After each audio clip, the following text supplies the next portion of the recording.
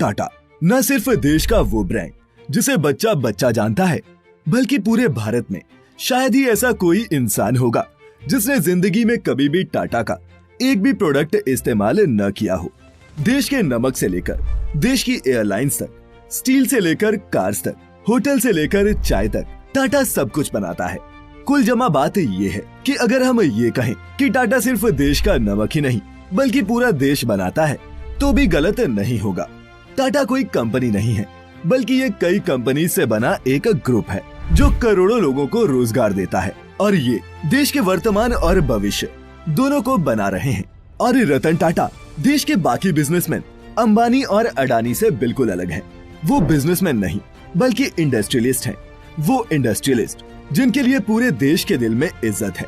और ऐसा नहीं है कि ये इज्जत सिर्फ रतन टाटा के लिए है, बल्कि JRD टाटा के टाइम से ही टाटा ऐसे काम करता रहा है जिससे उसे अपना आज का ये मुकाम मिला है। तो चलिए आज जानते हैं टाटा की पूरी कहानी। दोस्तों, टाटा की शुरुआत जमशेदजी टाटा ने की थी, जिनका जन्म 1839 में एक पारसी परिवार में हुआ था।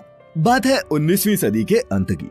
भारत के कारोबारी जमशेदजी टाटा एक बार मुंबई के सबसे महंगे होटल में गए, लेकिन उनके रंग के चलते उन्हें होटल से बाहर जाने को कहा गया। कहा जाता है कि उन्होंने उसी वक्त तय किया कि वह भारतीयों के लिए इससे भी बेहतर होटल बनाएंगे और 1903 में मुंबई के समुद्र तट पर ताजमहल पैलेस होटल तैयार किया गया। ये मुंबई की पहली ऐसी इमारत थी जिसमें बिजली थी, अमेरिकी पंखे लगे थे, जर्मन लिफ्ट मौजूद थी और अंग्रेज खानसामा भी थे। रतन टाटा के साथ ऐसा ही कुछ फोर्ड ने भी किया था, वो भी आपको बताएंगे।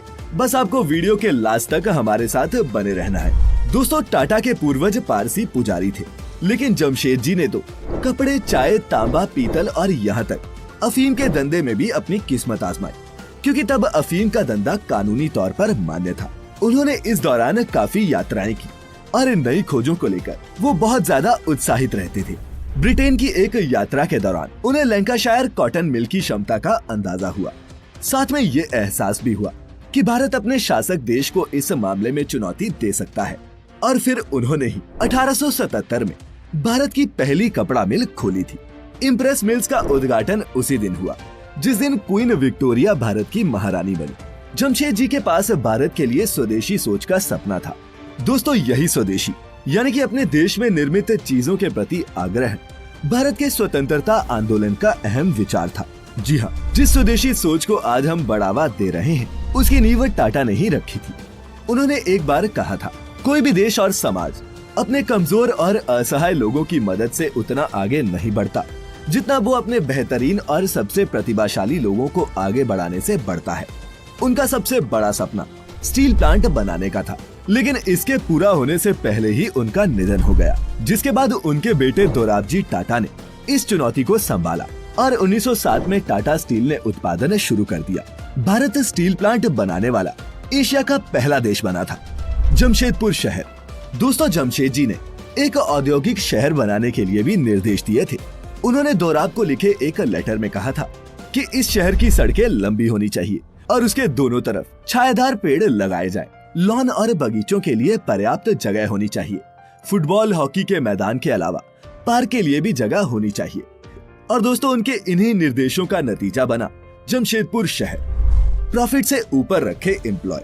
दोस्तों, दुनिया भर के दूसरे देशों में भी जब अपने कर्मचारियों के लिए भले ही योजनाएं न के बराबर होती थी, तब भी टाटा ने श्रमिकों के लिए कल्याणकारी योजनाएं शुरू की। 1877 में पेंशन की व्यवस्था, 1912 में प्रतिदिन 8 घंटे की शिफ्ट और 1921 से मातृत्व सुविधाएं मुहैया करवानी शुरू की। जमशेदजी का यकीन ये था कि कारोबार तभी आगे बढ़ेगा जब उसमें समाज के बड़े तबके की हिस्सेदारी होगी, खुद नहीं देश पहले। उन्होंने बेंगलोर में इंडियन इंस्टीट्यूट ऑफ साइंस की स्थापना की ताकि देश के विकास में योगदान देने के लिए इंजीनियर्स और वैज्ञानिक तैयार हो सके। जमशेदजी और उनके बेटों ने अपने पैसों को भी चैरिटेबल ट्रस्ट के हाथों में सौंप दिया, जिसकी Tata holding company Tata sons में 66% की हिस्सेदारी है। परिवार के पास अभी भी 3% के ही शेयर हैं और बाकी अलग अलग कंपनियों और शेयर धारकों के पास मौजूद है। कई एक्सपर्ट्स का ये भी मानना है कि इससे ट्रस्ट की विश्वसनीयता बढ़ती है। हर कोई ये जानता है कि कंपनी के ज्यादातर शेयर्स ट्रस्ट के पास मौजूद हैं, और न कि अपना फायदा चाहने वाले व्यक्तियों के पास। दोस्तों, टाटा के कारोबार को संवारने वालों में JRD यानी कि जहांगीर टाटा का अहम योगदान रहा है। वे 1938 में टाटा समूह के चेयरमैन बने। तब उनकी उम्र महज 34 साल थी और वे आधी शताब्दी तक कंपनी के मुखिया बने रहे। JRD उद्योगपति नहीं बनना चाहते थे, उनका सपना पायलट बनने का था। इसके चलते ही वे लुइस बेलराइट से भी मिले थे, जिन्होंने 1909 में पहली बार इंग्लिश चैनल पर उड़ान भरने का कारनामा दिखाया था। और दोस्तों, JRD ही भारत में पायलट बनने वाले पहले शख्स थे। 2 साल बाद उन्होंने भारत की पहली एयरमेल सर्विस शुरू की।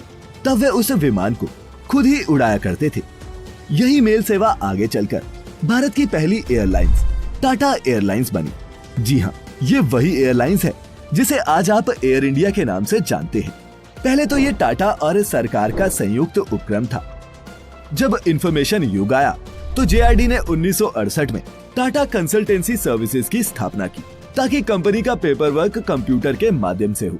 और दोस्तों, आज TCS पूरे टाटा समूह की सबसे मुनाफे वाली यूनिट है, जो दुनिया भर में कंप्यूटर सॉफ्टवेयर्स की आपूर्ति करती है। 1991 में रतन टाटा समूह के मुखिया बने। तब उदारीकरण का दौर शुरू हो गया था और रतन टाटा ने दुनिया भर में पांव पसारने शुरू किए। टाटा समूह ने टेक्ली का अधिग्रहण किया। इसके अलावा इंश्योरेंस कंपनी AIG के साथ उन्होंने बॉस्टन में एक संयुक्त इंश्योरेंस कंपनी खोली। उन्होंने यूरोप के कोरस टी का भी अधिग्रहण कर लिया। हमेशा से ही रतन टाटा का फोकस ऑटो सेक्टर की कंपनी टाटा मोटर्स पर रहा है।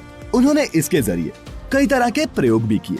मसलन मिडिल क्लास की कार के सपने को पूरा करने के लिए लखटकिया नैनो को लॉन्च किया और टाटा ने पहली देसी पैसेंजर कार इंडिगा को भी बनाया था।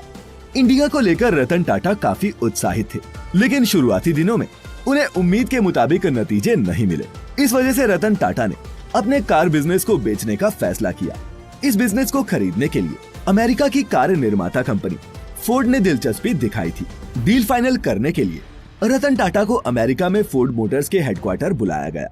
हेडक्वार्टर्स में 3 घंटे तक चली मीटिंग के दौरान फोर्ड के अधिकारियों का व्यवहार थोड़ा अपमानजनक रहा था। फोर्ड के अधिकारियों ने रतन टाटा से ये तक पूछ दिया कि जब आप कुछ नहीं जानते तो कार बनाना शुरू ही क्यों किया था। असल में फोर्ड के ये अधिकारी ये दिखा रहे थे जैसे वो टाटा के कार कारोबार को खरीदकर उन पर एहसान कर रहे हैं। लेकिन रतन टाटा ने ये डील कैंसिल कर दी। उन्होंने भारत वापस आकर एक बार फिर टाटा मोटर्स पर फोकस किया। इसी बीच साल 2008 की मंदी से फोर्ड मोटर्स को काफी नुकसान उठाना पड़ा। फोर्ड की हालत इतनी खराब हो गई कि उसने अपने जैगुआर और लैंड रोवर ब्रांड्स को बेचने का फैसला किया, जिसे खरीदने के लिए रतन टाटा सबसे आगे आए और उन्होंने इस पर कब्जा जमाया। इस तरह से रतन टाटा ने अपने अपमान का बदला लिया था। आर्थिक मंदी के दौर में टाटा को लेकर एक बड़ा विवाद उठा जब टाटा ने यूरोप के अपने स्टील ऑपरेशंस के बड़े हिस्से को बेचने का फैसला किया। तब ब्रिटेन की कर्मचारी यूनियंस ने आरोप लगाया कि टाटा अपने मूल्यों के प्रति ईमानदार नहीं है। तब रतन टाटा भारत से सीधे ब्रिटेन पहुंचे और घोषणा की कि बिना किसी सलाह मशवरे के ऐसा नहीं होगा। दिसंबर 2012 में रतन टाटा ने टाटा ग्रुप की कमान टाटा परिवार से बाहर के व्यक्ति साइरस मिस्त्री के हाथों में दे दी थी और उन्हें कंपनी का चेयरपर्सन नियुक्त किया गया था। दोस्तों, टाटा समूह के कारोबार का मुख्य उद्देश्य पारसी उक्ति हमाता हुक्ता और हवाष्टा पर आधारित है, जिसका मतलब है अच्छे विचार, अच्छे बोल और अच्छे काम। लेकिन जब कारोबार बढ़ता चला जाता है तो ये भी मुश्किल होता जाता है। आपको क्या लगता है कि टाटा किस तरह के इंसान हैं? नीचे हमें कमेंट करके जरूर बताएं। साथ ही अगर आपको आज की ये वीडियो पसंद आई हो तो इसे लाइक करने के साथ साथ अपने दोस्तों और रिश्तेदारों के साथ शेयर